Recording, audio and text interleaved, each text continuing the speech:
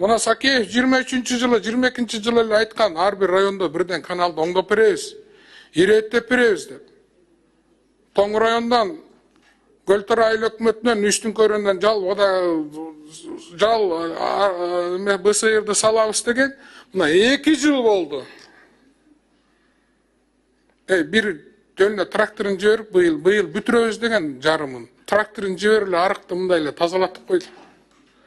Чоң айылдар, чоң элдер, кичинекей айылдар эл эмеспи силерге.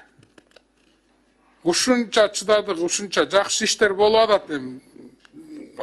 Неме кылбайм, мындай отказ бербейбиз, тана албайбыз. Жакшы, мындай айыл чарбасында өзгөрүүлөр бар.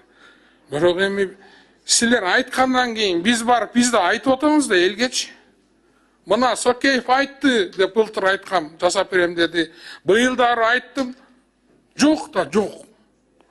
Койчу, аферист экенсиң деп атат да биздичи. Жооп берүүнүн кереги жок. Мына жаңы келдиңиз. Жаларык деген билет аны ал. Ар бир райондон бирден эмени киргизип, баягы айыл өкмөтүнүн балансындагыны. Былтыр Жанибеков кеткенден кийин ушундай системага келгенсиңер. 23-жылдын бюджетине киргиздик.